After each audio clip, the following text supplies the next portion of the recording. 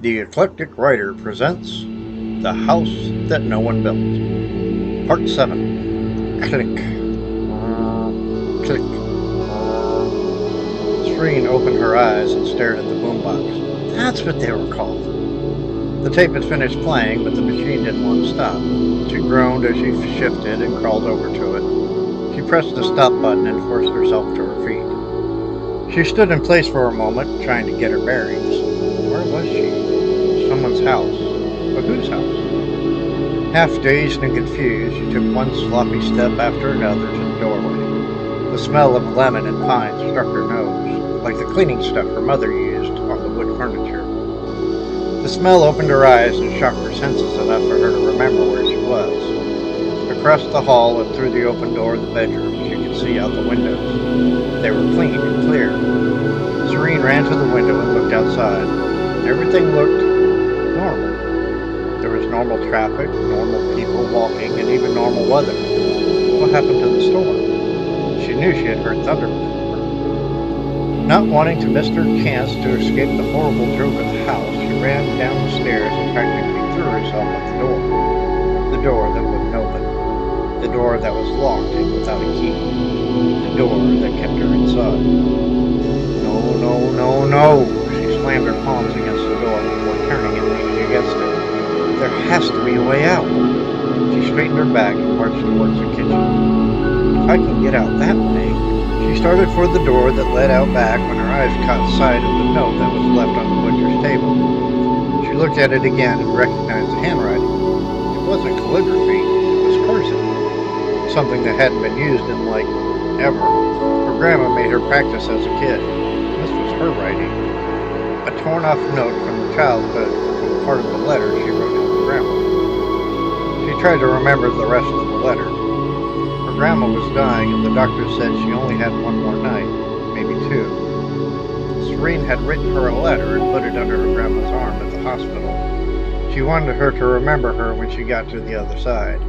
She even left a stamped envelope so she could write back. They didn't have email in heaven. Serene wiped a tear from her cheek as the memory faded. She looked again at the door that led outside. Taking a deep breath, she stepped forward and tried the door.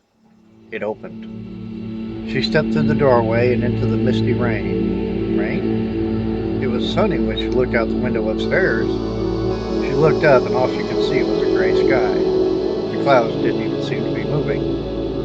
To her left and slightly in front of her, maybe 20 feet, stood a large concrete fountain. The base was about 3 feet high with several brass frogs spitting water into the basin. In the middle stood a 3-tier tower that resembled a giant splash of water.